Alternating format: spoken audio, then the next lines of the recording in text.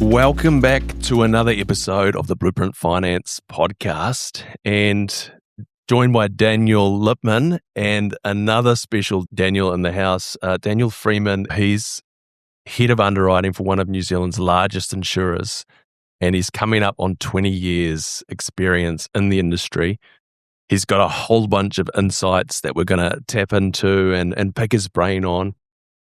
But underwriting is really, it's an insurance topic. It's a fascinating area and something that not everybody has a full grasp on. So we're gonna tap into that and things like, risk, the risk that insurers are taking, how they assess those risks.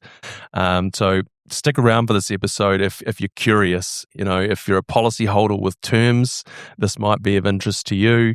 If you've got some health conditions and looking at insurance, might be interesting to you.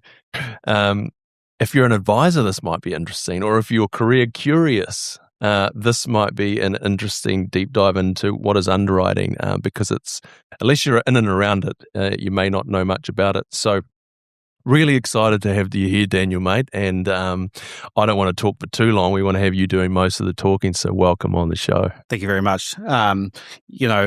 Happy to be here. It's an interesting one. Underwriting is something which, I guess most people who aren't in the insurance game don't think about too much, but it's absolutely critical for the way that New Zealanders buy, life insurance in New Zealand, and that is with bespoke products. 100%. Hey, mate, can you just talk to us a little bit about your underwriting journey to start off with? Like, how did you land in this place? You fell into it like everybody else does, but and what, in a nutshell, does an underwriter do? My journey begins way back in 2004, which is going to age me to maybe some of the audience. You were born in 2004. My team was born in 2004. Look, I was at university. My father is an advisor and had recently joined the industry back in 2004 as well. Prior to working in insurance, I was actually a part-time cleaner as a university job, and he asked me whether I wanted a part-time job at a company called Club Life. I took that opportunity way back then, finished my degree, and looked around the big wide world as to what might be out there, to forge my career in. Kept looking a little bit internally, and it managed to end up in a role in underwriting. So that was now, almost 20 years ago. Underwriting has changed a lot, and we'll get into some of that as part of this podcast, but it has changed a lot in the 20 years that I've been in the industry. I guess when you think to yourself, well, what is underwriting? Underwriting is about making sure each person has terms on their policy or is offered terms on a potential policy that they may wish to buy that is fair and commensurate with the risk that they pose to the insurer on the day that they apply, right? So in New Zealand, we have, all the major insurers have non-cancellable contracts in life insurance, which means that, if we offer you cover and you choose to accept that cover, there's no ability for the insurer to cancel that cover just because you've claimed. Right? Yeah, great point. Sorry to interrupt you. Quite different from fire in general. Yes, where it's a yearly contract, and then the risk elevates for them, and they're like, "See you later." Absolutely. So, we lock in these terms. So when you apply for insurance and you're presented with the offer of terms, or a standard rates just means there's no additional loadings or exclusions applied to your policy. But effectively, as long as you pay your premium, that cover will go until either the benefit expires for things like income protection, or you continue to pay your premium for things like life cover and medical cover. We can always make terms better. We can never make terms worse. So even if you have changes in health, your terms will remain as they are. Sorry, Dan, quick question. Is that unique to New Zealand and some other markets, or does the whole world do it the same way? It's relatively unique. The New Zealand life insurance market is actually relatively advanced in terms of the quality of our products. And I'd actually say this is driven by our rating houses, basically ranking our products. In New Zealand, the vast majority of everything that's sold is what we call term life. So there's no investment component to it. You buy a life insurance policy. If you choose to cancel it, there's no residual value because we're not taking additional premium to fund a guaranteed payout. Whereas in a lot of the world, especially through Asia, they're really insurance and investment products bundled together. It's what we call whole of life products. Again, New Zealand used to sell these, but again, very rare these days. And those who still have them have probably had them 30, 40 years by now. Interesting. And, so you get a couple in their 30s, they sign up for insurance. You guys get one crack at assessing their health and risk, and they could be on the books for 30, 40, 50 years. Absolutely. Potentially. So it's crucial that you guys make that assessment.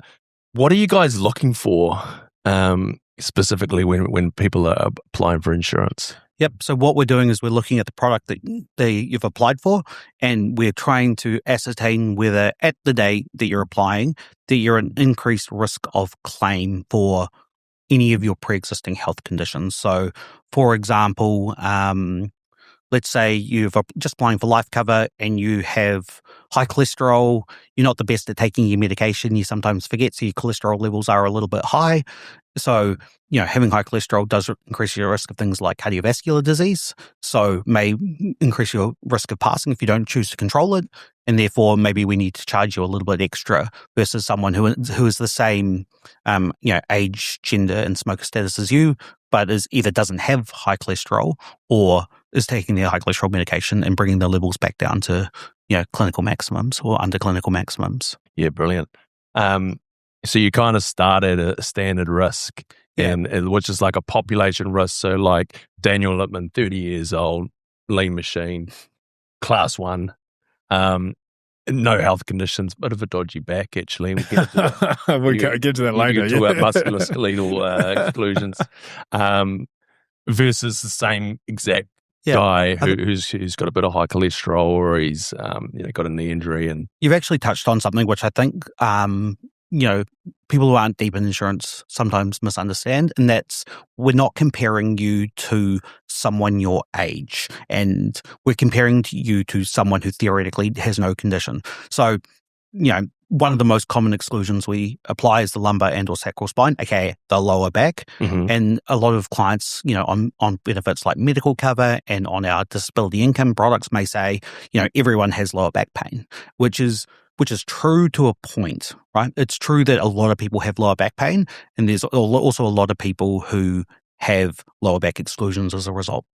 So just a reminder, what I'm sitting here thinking is, you have this lower back pain.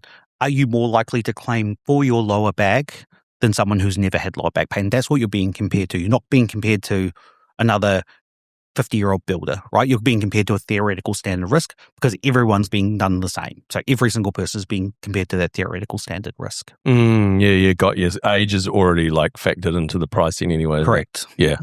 It's a really interesting thing to consider, I suppose, from my position, because the stage that I'm entering now is, I think we refer to the disablement process, the time where I need it the most, right? You've got a big mortgage, you're about to start a family, people are going to depend on your income. That's when you've got to start looking at these products. But like you were saying before the call, that's usually when people are just thinking about getting insurance. Yep. But it really is the time where it's a circle around you need it the most, right? Absolutely. Like, I'll just give you, a couple of examples from my personal life. I'm obviously not going to name the names of the people here.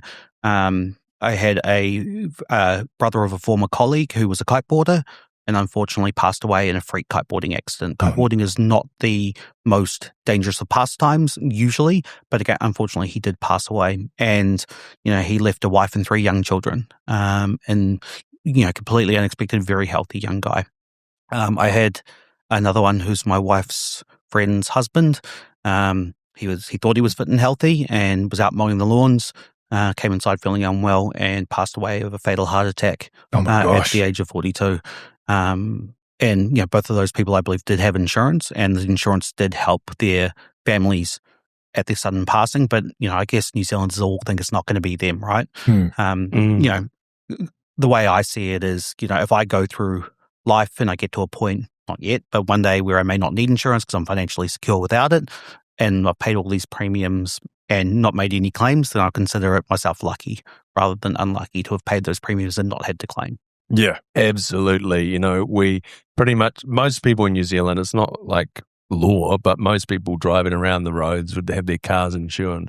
But you're not driving around looking for a prang, Absolutely. Do you know what I mean? And your health is the same, but you're still covered, right? Yeah. And like same with your house insurance. Obviously, that's a requirement if you've got a mortgage.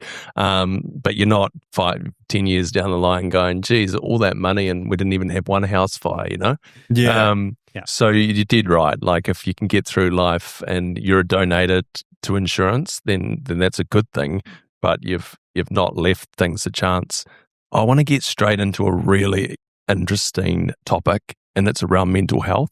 Absolutely. So it's something that affects, I think it's like 1 in 5 New Zealanders, but probably more. On a lifetime basis, it's about 1 in 2 New Zealanders. I think it's something like 44% of all New Zealanders will have some sort of mental health episode in their life. I think it's about 15% is like this year type thing, on an annual basis. 15% of the population have some sort of episode. Yeah. Correct. And I guess what defines an episode is always difficult from a mental health point of view, but it is hugely, it's hugely important. I speak about the changes in, the way that underwriting's occurred in my 20 years in the industry. I will say that I think as a country, we are so much better about talking about mental health than we were when I first started, right? For sure. And I think that's an incredibly healthy thing for us as a country, to be able to talk about our problems. You don't have to bottle it up, right? You can, I think that kind of Kiwi bloke, I'm just going to keep all my problems to myself is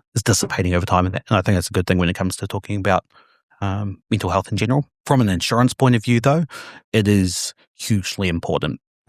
So just as I believe these stats are correct to 2023, there's something like 7.4 million days of work lost to mental health every year, costing the economy about $1.8 billion.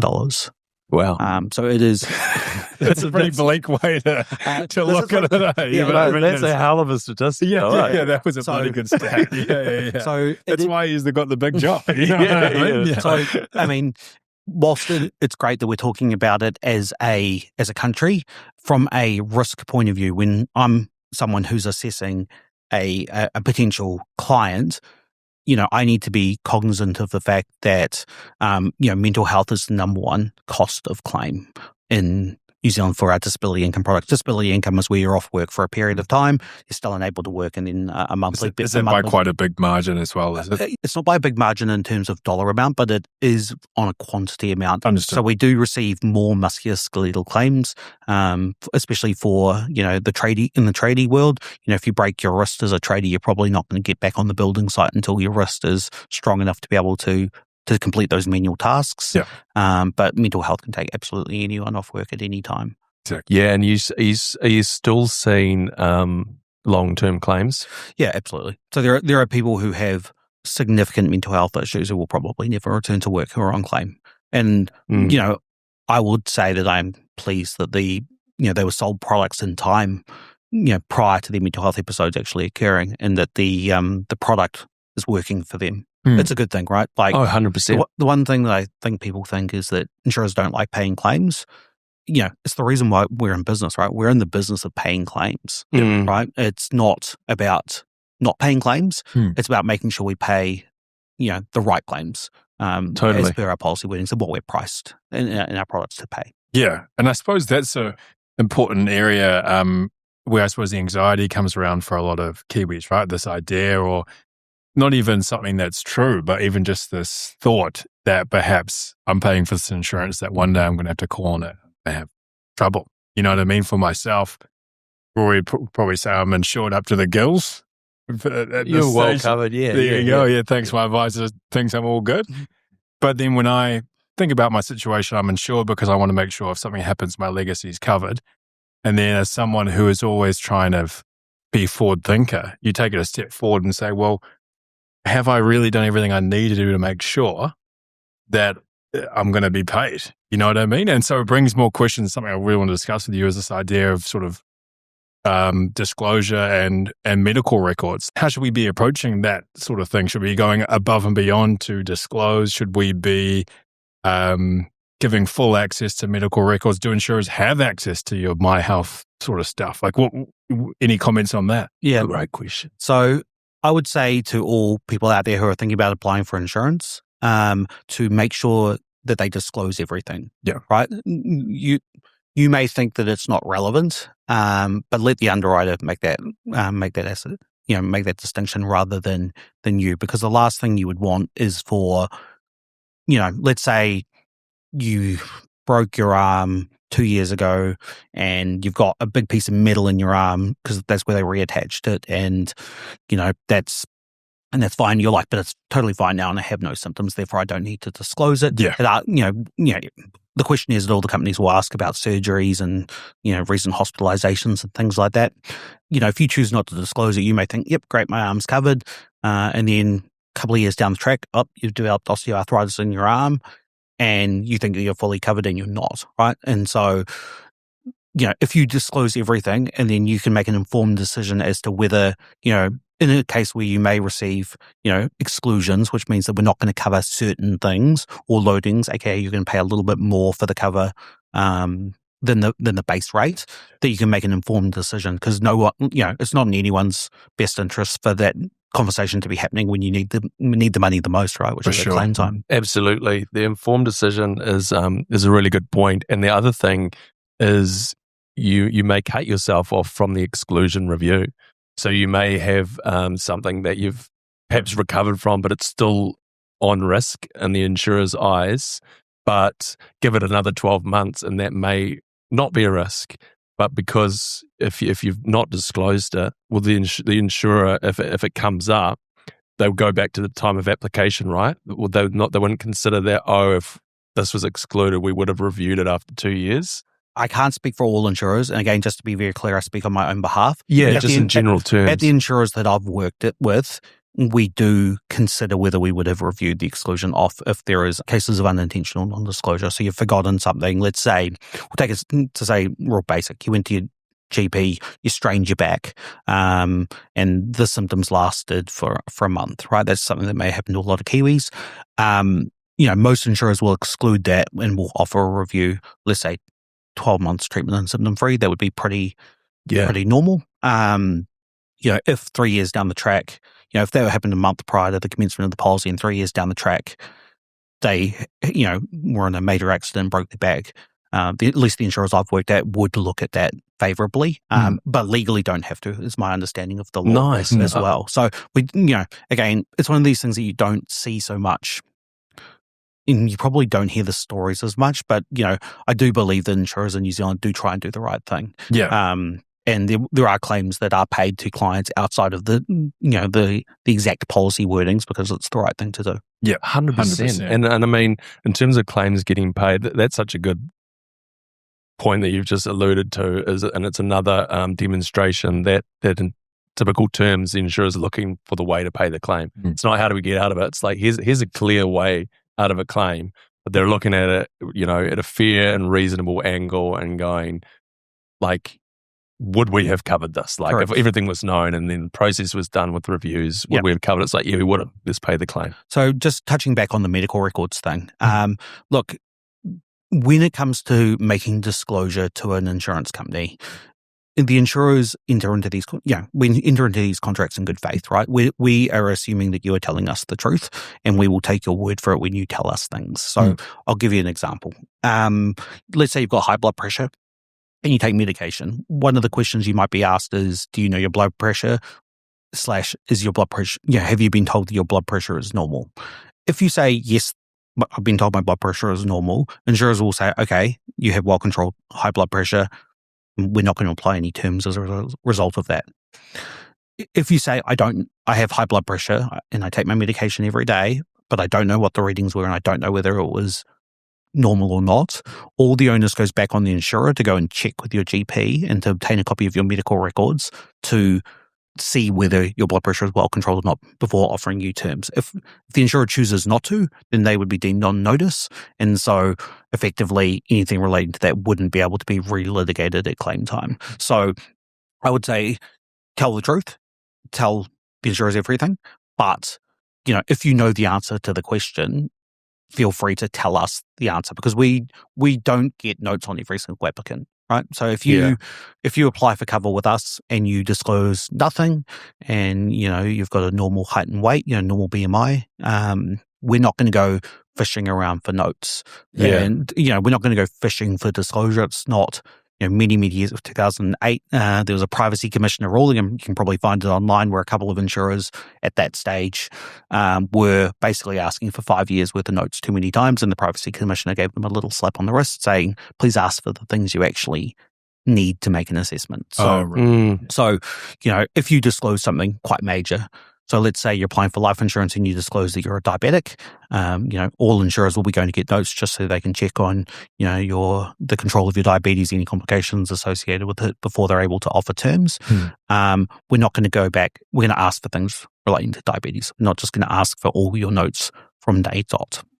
Yeah, and that's at claim time. No, there's application time. Application time. Okay, perfect. No, that's really reassuring. I think last time we had an insurance podcast, you had this amazing statistic. It's something like 93% of claims get paid. Yeah, I mean, it changes every year, but it's like, sometimes I've never seen any insurer that we work with in the 80s. It's like at worst probably 90 or even 91, and a lot of companies at the moment around 90, 95. Even some companies that are offering medical are in that range, which is where I imagine you get more declining claims. So they're paying out a high number of claims. Yeah, absolutely. And a small number is non-disclosure, right? Non-disclosure is a hard one because there are certainly some people who are told by their specialist that they may need surgery and then apply for insurance. This is the vast minority of people. It's actually not in anyone else's best interest that we pay those claims, though. So the reality is that insurers will pay the claims out of the premiums that we receive, right? That's how we have the money to pay out our claims. And so we don't want to be, the ambulance at the bottom of the cliff where you've already fallen off the cliff and then you need the ambulance to come and get you, right? We want to be there to protect people who have taken it out prior to the medical events occurring. Because, if you take out cover and claim straight away and let's say you need knee surgery, well, that's easily 30 grand, right? And it takes a lot of people paying into the pool of money from the insurer to pay for that $30,000 claim. True. And so underwriting is really about protecting all of our existing and future policyholders because if everyone's receiving the correct terms, everyone will pay the correct amount. So we pay the correct amount of claims as well. Yeah, it's a sustainability thing, isn't it? Absolutely. We want to pay claims, but we can't pay claims that are non-sustainable as a company. And it's interesting on the medical health side, medical insurance, pricing is across the board going up and claims numbers seem to be on the rise.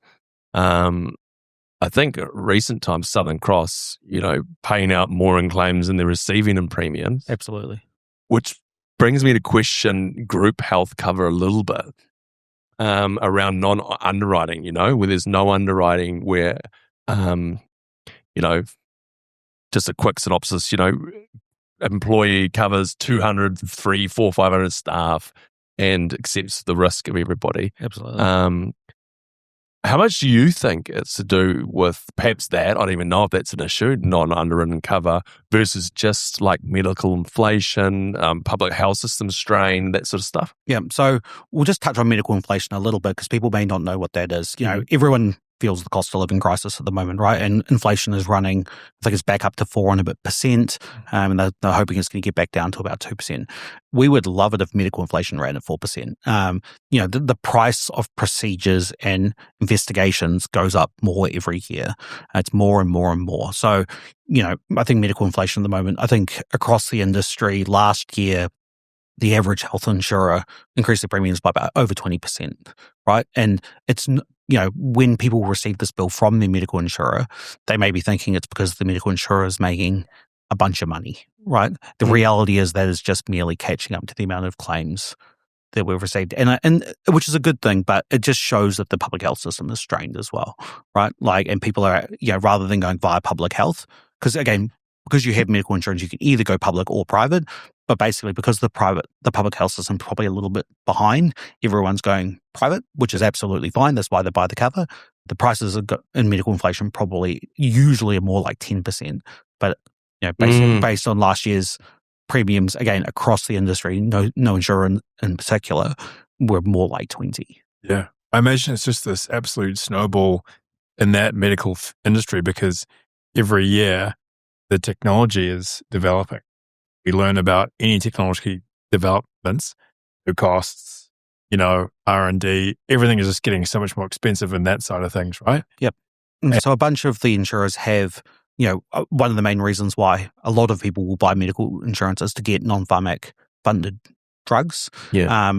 Those drugs are absolutely great. They're not always the first line of treatment. So, probably the most common is cancer drugs. So, the public system funds a lot of different types of cancer drugs, but often you get to the end of those and you're out of options in the public system. And there are private drugs available. Those drugs can run into the hundreds of thousands of dollars a year. And so, certainly why people buy the medical insurance, right? So they have more options as well. It's fascinating, eh? Like, because, as an advisor, we know that non-pharmac funded drugs claims are super high. But does that mean is that the cost of all drugs? Is the government absolutely subsidizing? Is that what medicine costs? Probably not. So a lot of these drugs are just new to market, right? So they're under, patents and trademarks from the companies who develop them, right? Going a little bit adjacent. So, the GLP-1 weight loss medications at the moment remain pretty expensive. They're the new wave. So historically, people took things like Senecal and only had surgical options for weight loss. GLP-1s is the new form. This is, Wegovy, Ozempic, what's the other? Zepbound. There's this new class of medication. You can get that through. You can get it, and you can't get it through insurance in New Zealand. But basically, because they're all done by one or two companies, due to the patents, the cost of these medications Zepbound's about $10,000 a year for you to be on for weight loss purposes. But again, the average weight loss is about 22% for these drugs. Once those come off patent, the cost will probably come down as more companies can just develop generic alternatives. It's the reason why you can pop into your local pharmacy and get 100 box of paracetamol for $5. Yeah, right. Yeah. Like, not all medications are expensive. That's because everyone can make paracetamol. Yeah. Interesting.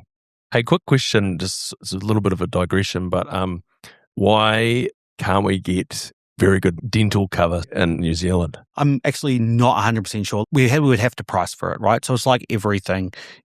Dental can be very expensive, but effectively at the moment, the insurers tend to have two buckets of products, right? One of them is like a GP's type cover that's offered by some of the larger insurers with limited underwriting, and that's there to cover day-to-day stuff. They may cover things like prescription glasses and things like that. And the second bucket is the one that I'm more heavily involved in, which is the major medical stuff. So this is there to cover the big stuff, right? So the claims are always, almost always in the thousands of dollars, right?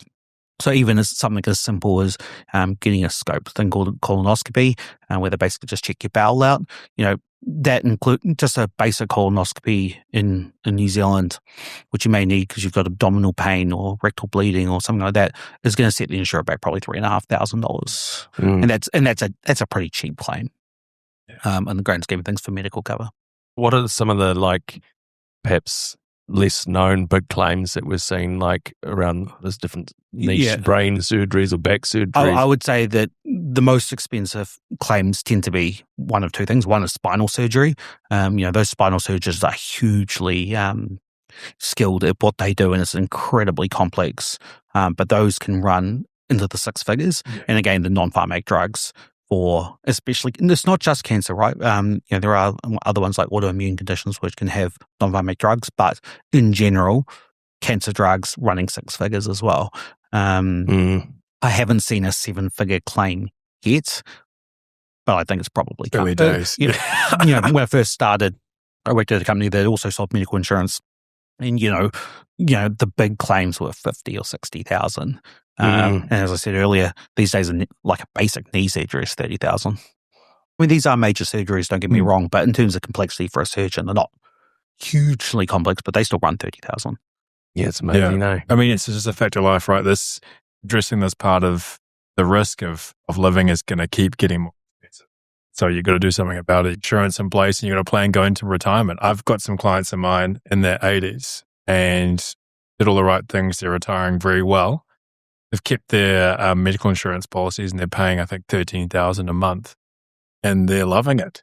They're absolutely loving it. They just said, I just got a couple new hip, new knee, and they're up for all the same benefits that young people get. Yeah. So it makes sense for them to keep it. Isn't that crazy? Yeah. So I know someone who's in their, or at the time where it would have been in their early 70s, with significant hip degeneration. They went in to public and asked whether there was plausible that they could get hip replacement. And the answer was, you are nowhere near bad enough to require hip replacement. But this was impacting their ability to enjoy their twilight years and to travel whilst they still have the mobility to do so in their early 70s. And so they ended up funding their own hip surgery, and that was 6 figures. Oh, just with cash? With cash. Oh, my God. So again, that was an option that they had to for themselves. But again, it's a huge, I'm not sure whether a lot of people are planning 6-figure medical expenses in their early retirement and what impacts that may have on their later retirement, right? Exactly. Yeah. Massive, eh? Can we just loop back quickly to the mental health? It's underwritten harshly, I suppose, is like, and we sometimes describe it that way, and we say the reasons around like the claims payout ratios and stuff, but not everything's fair, like, and it's not a fair world. Like, and so my example would be like, say, the Kiwi bloke that we spoke about, they actually does sweep his feelings under the rug, and he's a battler, but he's got no medical record, and when he does the application, he's like, nah, my mental health's fine. Versus the honest mum who's looking after her health, and she gets a bit of work stress, and so that's sometimes a difficult thing for us to have to sort of explain to the client. Yeah, I understand why as well, right? Like, so when we talk about people in their medical history, it's very personal, right? Like, I guess having done this job for so long, I'm somewhat desensitized, right? Nothing really shocks or phases me these days when it comes to people's health. But in reality, it's incredibly difficult, right? Like when we talk, we'll take it back. I will definitely come back to mental health. I'm not dodging the question. But, when we talk about, the guy who was snowboarding last weekend and blew his knee out and he needs knee surgery, and you sit him down and you say, look, we're not going to be able to cover that knee. Your covers will cover everything apart from that knee, but unfortunately, you may need surgery on that knee. It's already occurred before we put the policy in place, and therefore we can't cover it. And most people will say, I understand that. I can get behind that. In general, people don't feel too offended by that as an underwriting outcome.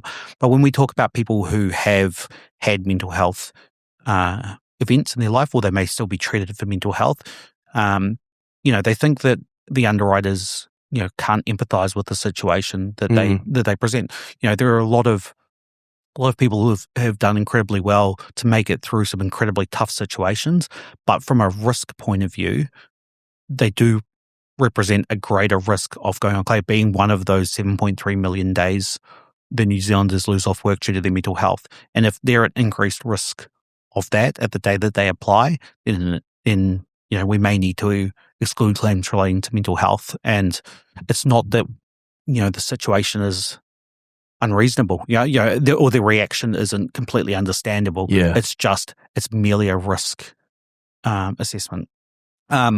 I guess it's one of the other things that, the divergence between what I do as an underwriter and what people's GPs say, right?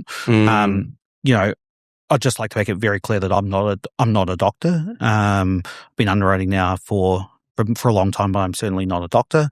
But as your GP's job and your doctor's job is to diagnose you and make you better, right? Or to manage your chronic health conditions. My job is just to make a risk assessment, right? I'm not a doctor.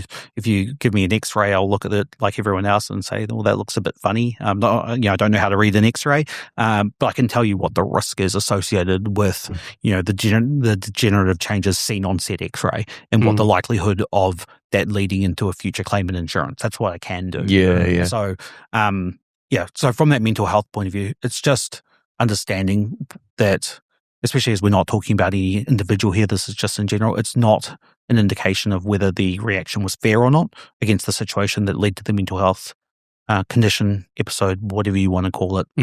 But rather that these sorts of situations are what we see as insurers as a precursor to clients having extended periods off work and claiming for their mental health.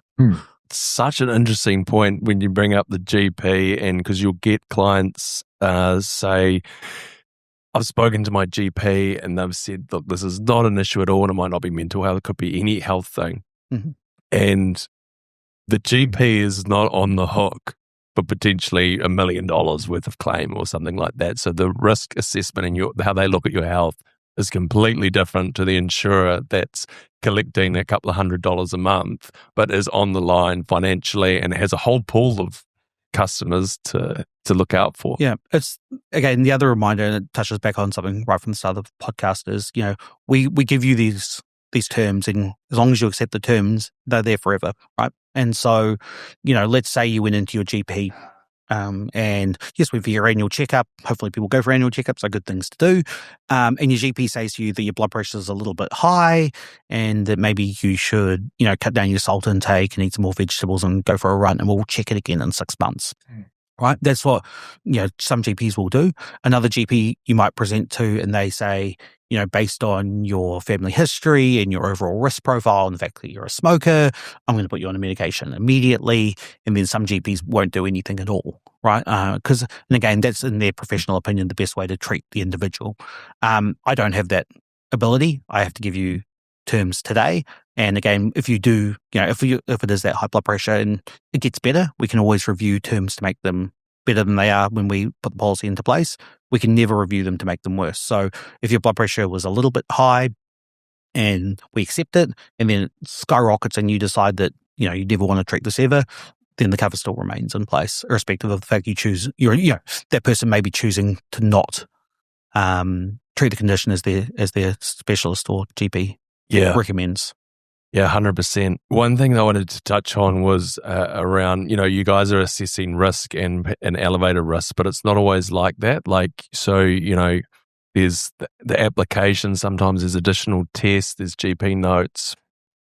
You guys aren't doing that necessarily to try and exclude something, because if there's a way for you not to exclude it, you won't. Sometimes you want more information so that you can offer the client better terms. You might have a guideline that says this is a loading, this is excluded or whatever. But if we have more information from the client, we can actually offer you better cover.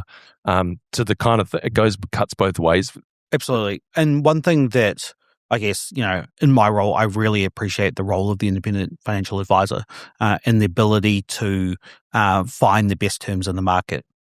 So people may think of the insurance industry as some sort of, homogenous decision-making thing. There's a lot of variance between the companies in the way that they view risk, and, having an independent advisor who's able to find the best terms in market, I think is actually good for everyone. It's the best thing for the customer because they're going to get the best products and the best underwriting terms to be sustainable for them in the long run. 100%. And it can, and it's such a niche thing. Like it can be it's not always like this, but it can be as extreme as like no cover. I've had no cover offered, or or life cover for 10 years and standard rates over here. It's like, whoa, you are looking at the risk differently across the board. Absolutely. I will always say that I will put my best foot forward in terms of the terms that we can offer, but, no insurer in New Zealand should ever tell advisors or consumers that they will be able to offer them the best terms every time, because again, risk is just viewed differently. The way the risk is assessed is quite similar, but sometimes it's just those fringe cases, right? Like where, I'll give you an example. One company may allow people to go skydiving at standard rates up to a certain number of jumps per year, right? If you go tandem skydiving, that's standard. Another company may say, you're throwing yourself out of a plane at 20,000 feet. It's clearly more risky than staying on the ground, and therefore we're going to exclude claims relating to skydiving. People may ask, why can one company go standard while the other one says this is so risky, I'm not going to cover it all?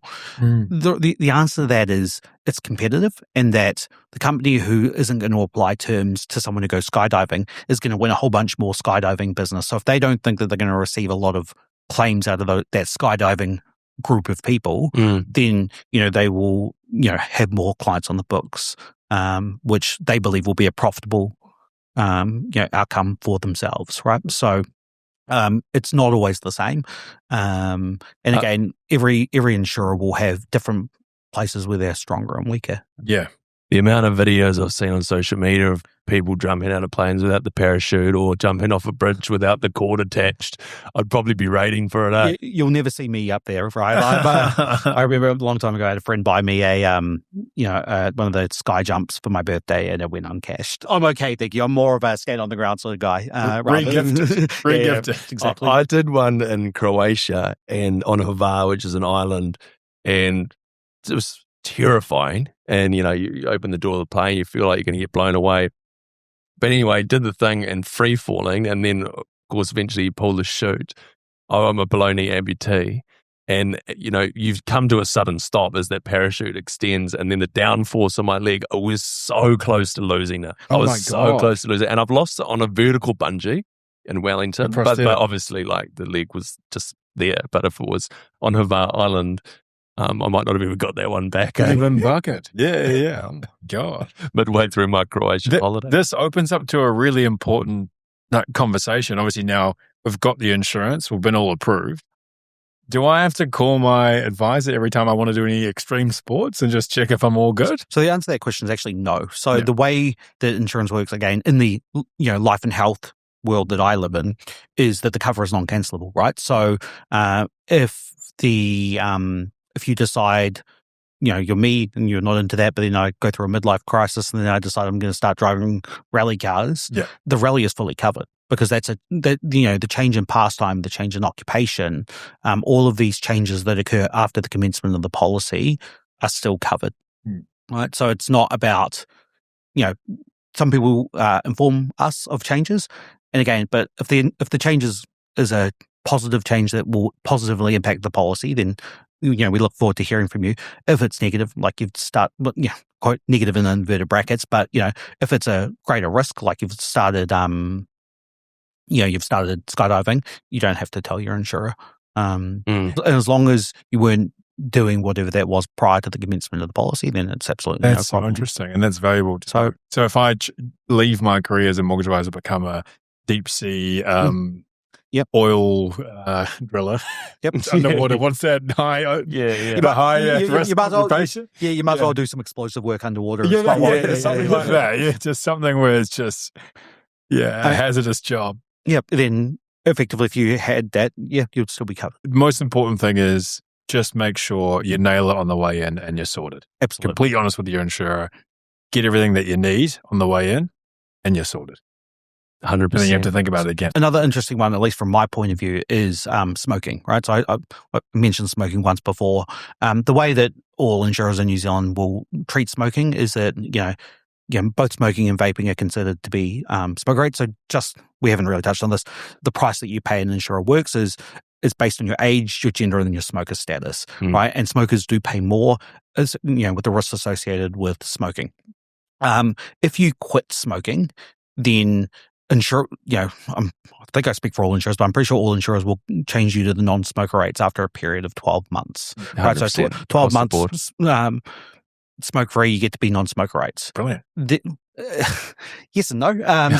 Well, you still carry the risk, right? Correct. So the residual cardiac risk is about 15 years to go back to non-smoker rates. Yeah. Whereas we are going, as an industry, allow people to change after 12 months. If you start smoking again, which we've seen before, so we've had clients who have been on smoker rates, they've quit smoking for a period of time. Often it's some sort of event happened in their life which triggered them to start smoking again. They've come in for more cover. The increase in cover that they take out the second time is at smoker rates. So the cover that they took out originally at smoker rates got changed to non-smoker rates, remains at non-smoker rates because that's a negative change as well. Right, deciding to take up smoking. It doesn't happen a huge amount. There's not a huge amount of the, insurable population, which tends to be, 30, 40-year-olds suddenly deciding one day after being lifelong non-smokers that they're going to start smoking. It does happen occasionally, I guess, but it is something that is another change that, we could make. We will review smoker status after a period of 12 months smoke-free. That's really positive. It's quite generous, because I know heaps of people that have quit for even 2-3 years. Yeah. And start again. And especially when it starts out as, maybe in some cases double the premiums, at least 50% more, like the extra premium for being a smoker, the risk is up there. Yeah. And then 12 months, you guys will lay down the barricades. And again, it's when I come back to this thing, the insurance industry is a competitive market out there, right? If you were the only company who, let's say, demanded a 2-year period, you would lose business to your competitors from that, because all those people who quit smoking for 12 months would just be written somewhere else legitimately at non-smoker rates, because that's the way the industry works. It's really generous, because I've read some statistic like your lungs, they need something like 5 or 6 years to recover if you're a daily smoker. Absolutely. So that is actually quite. Yeah, you could be hammering the darts for 2 like packs decades. a day. Yeah. And there's I've known a few 2 packs a day. Yeah. They pretty much across the board though. It's completely non-smoking, so you're not allowed to be on the nicotine gum or the patches. No vaping. Vaping's the same as smoking. So people somehow think it's different. It's interesting. Vaping's an interesting one. So if we believe the Ministry of Health, I'm not going to provide any personal opinion on this. Ministry of Health does think that it's a lower risk alternative to smoking. At the moment, to the best of my knowledge, all insurers in New Zealand only have 2 buckets. They have a smoking bucket and a non-smoking bucket. And just like the skydiving, if an insurer believes that vaping is such a low risk that they can charge the non-smoker premiums to all the people who vape, then they will get a lot of people, because there are a lot of vapers out there, right? At the moment, to the best of my knowledge, anyone who is vaping nicotine will be on smoker rates at all companies. So, and again, should there be a third bucket for vapers? The answer is maybe one day, but you'd need enough actuarial data. When I say actuarial data, just enough, people to know what the risk is, so we can pull the risk. At the moment, I don't think there's enough data on vaping and mortality rates and morbidity rates. So, okay, chance of passing away, chance of becoming... Probably another 10, 20 years. Yeah, at least. And again, if a company does come out with that, to the best of my knowledge, no one's working on this, but if they did, having a third differential rate for vapors, then maybe they would win a bunch of business. What about sort of harder narcotics? So or marijuana, actually. Marijuana is a really interesting one. In the fact that marijuana is very widely studied. It's obviously legal in many parts of the world. We had a referendum that failed in New Zealand. Marijuana is the one drug that, I'm talking about illicit marijuana here. We'll talk about medicinal marijuana afterwards, but illicit marijuana can be used and you can still get all covers depending on the frequency of use. So so if you're an infrequent marijuana smoker, let's say you smoke it less than once a month. Grow your own at home sort of thing. You can have all covers without any terms. What we're saying with that is that the long-term impact is probably not very significant. Also, marijuana tends to be smoked unfiltered, so there's still tar and things like that. When it comes to medicinal marijuana, it's something that, again, when we talk about changes, this is something that we didn't see 10 years ago and we see a lot of these days. I believe I speak for all insurers. You have to, if this is you, then you have to contact your advisor, contact the individual insurer. But in general, we treat medicinal marijuana for what it is, which is medication, right? Again, I'm not a doctor. I'm not here to say what the correct medication is for an individual. But if they use medicinal marijuana, it's no different in our minds to using any other form of medication. Yeah, exactly. So we will rate for the underlying condition that you've been prescribed medicinal marijuana for, but we don't rate it specifically as illicit drug use. When it comes to harder drugs, most insurers don't take the kindest view to the use of illicit drugs, harder illicit drugs. I will say, again, it's really important that, you do disclose these things, because the last thing you want is to think you're covered and to find out at claim time when, there's a claim and then your GP records, you've told your GP that, you use all X, Y, and Z on the weekends, and then, the insurer says we would never put cover in force if you'd told us. And again, it's my understanding that all insurers will ask about illicit drug use. So. And from general knowledge of hearing your stories, clients, in most cases, if it's within reason, there'll be a pathway to getting covered. For sure. It's not going to be, it's going to say in 12 months we can, Again, individual circumstances will vary and outcomes will vary from company to company, but general rule of thumb is they'll look at how often you used it. Did you have health impacts from your illicit drug use? And potentially after a period of being drug-free, covers will become available depending on what the covers are. 100%. We've had the, professional worker, athlete, had to some party drugs at a stag do, And it was a while ago, and the insurer's going, okay, no, we'll let that one slide. I'm pretty sure stag doos are exempt. Last time I checked the policy wording. I don't know. I hope you've done Freeman here. I haven't checked the underwriting guidelines, mate. But again, it's one of these things, right? So like, you're talking about past applicants you may have had who have disclosed their use, and you've been able to get that over the line with the insurer with that full disclosure, right? They've told you absolutely everything. That you didn't, that person didn't leave it to chance, right? They told the insurer accepted, hey, I have this history. It was 1 off, 2 off, illicit drug use. That was 3 years ago. I have no health impacts. The insurer may have popped off to the GP just to check the medical records to make sure there's no health impacts. And so there's no surprises, right? 100%. It's different than the person who doesn't tell anyone and then, has some event happen, and then you have to have the discussion post at claim time. So I would say that, that person who was told the truth and you've had the conversation with the underwriter and had it accepted has done the right thing for themselves. Yeah, 100%. Because that's probably a better example of, you get it all out there. Let's say you might get deferred, and then it might be the same across the board. You got deferred. There's no cover available, but after 2 years, you're not a big user or whatever. You were young and now you've grown up and whatever, we'll offer you cover then. Absolutely. Versus keeping it under the hood and then getting 10 or 20 years down the line and you've forked out a lot of cash and it comes up to bite you then. I don't know if that's happened, but you know what I mean? Like, it's better to be transparent, make the informed decision. Absolutely. It's less likely to happen on a 20 or 30-year-old policy. Insurers and claims teams will look at the age of a policy. If there's a 30-year-old life cover policy for $100,000, which is a lot of money, but in the space of life insurance is actually quite a low amount. They're probably not going to dig too hard and just pay the claim. There are laws, especially around life cover, as to how long a policy has been enforced and how much intentional misstatement must be found. I don't want to get into the legalities because I'm not a lawyer and I didn't brush on that enough. But there are life cover is treated slightly differently under the law in terms of the barrier for an insurer to say no to a claim. The courts have sort of seen what's happened and they're trying to protect consumers, right? Yeah, absolutely. Yeah, sure. That's good. Can we talk a little bit about, I know we're probably getting to the end of it, but I guess things that have changed over the years, like paper applications to digital, is AI being used on medical records? Are there privacy issues there? What's sort of happening? What are the big changes? So when I first started, it was all pieces of paper. The application forms were about 40 pages long. You'd get big long lists of a bunch of medical conditions. Faxing stuff in, always missing questions not answered. And you'd have to tick yes and no to every single one. One of my first jobs when I first started, and I was still a university student, was to call people and just ask them about the boxes that had been missed. And so that was the way it was done for many, many years. About somewhere between like 6 and 8 years ago, most insurers brought out online applications. Being an online application has recursive questioning.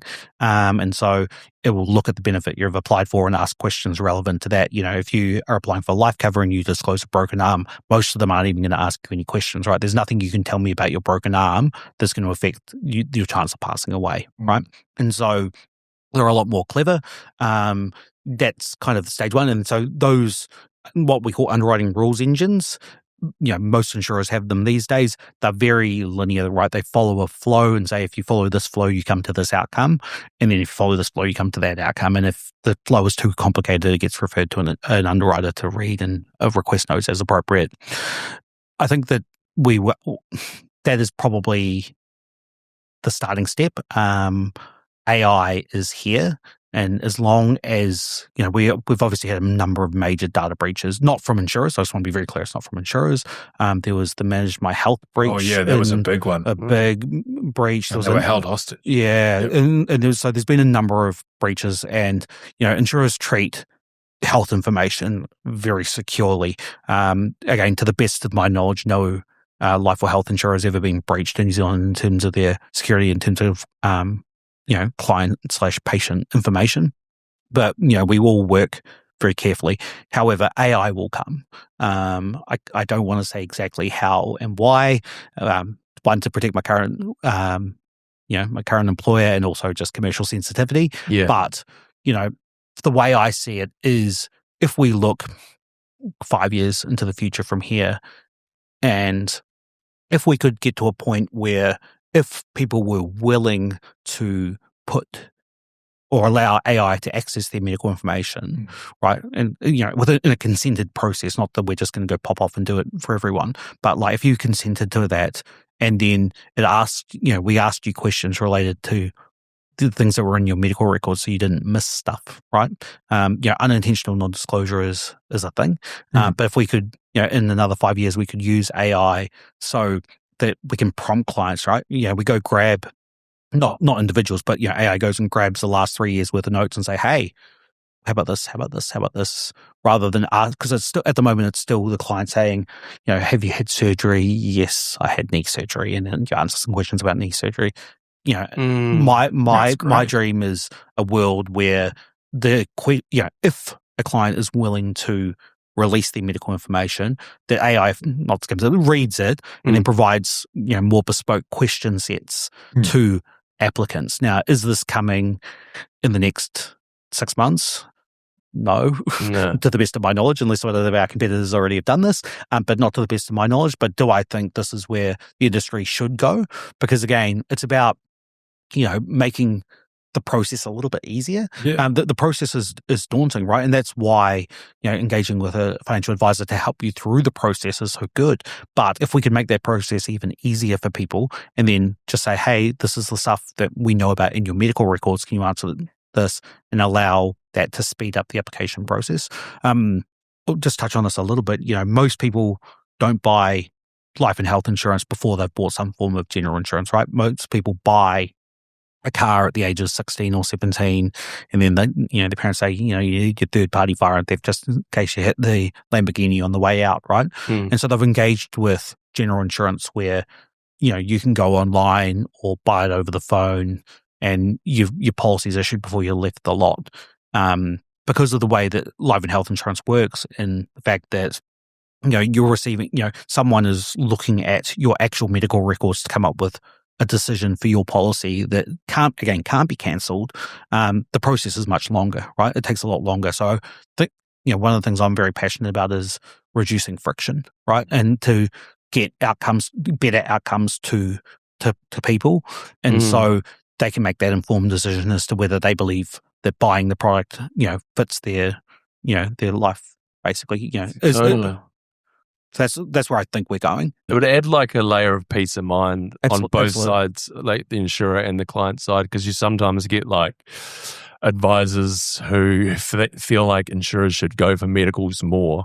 And probably the insurer point of view is like, well, we're taking what you've told us as all you need to say. If there was more you wanted to say, you'd say it. And so we don't go spending loads of money requesting medical records and dragging out the process just because. So just on average, I think across the life insurance industry, it takes about 15 days from submission to get a policy issued. On average, again, it varies from company to company, but that's an average. There are people out there who applied for insurance 6 months ago and it still hasn't been issued yet for various reasons, right? And so, what can we do to reduce that? And, for the advisor group who may be listening to this, people forget the need, why they were going to take out cover in the first place, right? They forget about the fundamental need that insurance covers. And so, if we can reduce the amount of time it takes to get it, to get people covered, they're going to remember why they actually engaged in the process to get it in the first place. Yeah. Have you seen this facial recognition software that's doing health checks on people? I have. It's an interesting one, and I don't want to comment on another competitor's thing. If nothing else, I find it interesting whether people will be willing to release biometric data at application stage to modify the application process. I don't know. I don't work at the insurer who does provide that. I find it very interesting. I watch with interest as to how the New Zealand public engages with that, and whether it's I guess I don't know what they will define success in the launch as, but it's certainly interesting. It's very, very interesting. It's a little bit FBI-esque. It's interesting. If it leads to better outcomes for clients, if they're able to offer better terms than some of their competitors as a result of this biometric scanning, then that sounds good. Great. That's great. That's great for the people who engage in it. I don't know what the outcomes are. I cannot answer whether it's better or worse. Yeah, it's probably like the insurance industry the impact that technology is having on it is so good.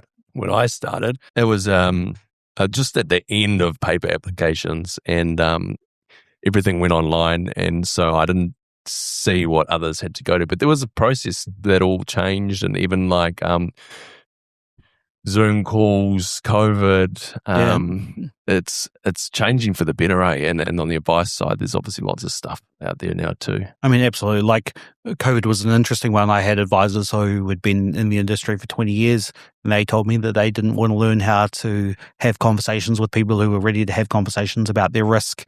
And so they sat there for the first, 13 weeks of the first lockdown and did nothing, and then got back to work when we were released back outside and basically had no one to see.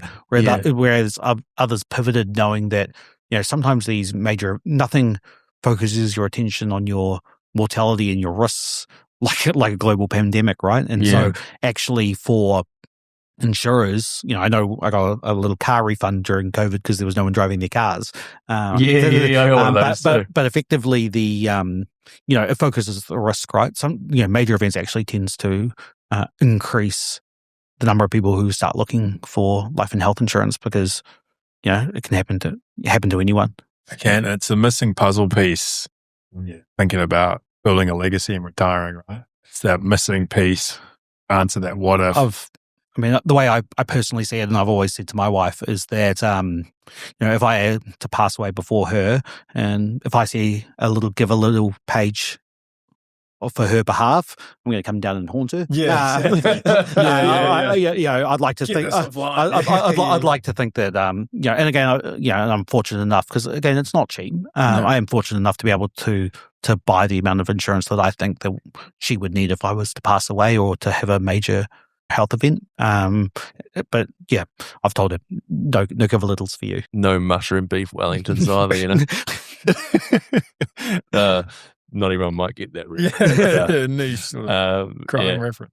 Mate, I think we've heard so much here, mate. It's been bloody interesting, and I could keep going. Yeah, thank you, Dan. It's been so insightful. I think our clients will just be feeling a bit like myself, just at ease, hey, And those things you're saying about AI, I can't wait to submit my records to my insurer just to make sure I'm squeaky clean.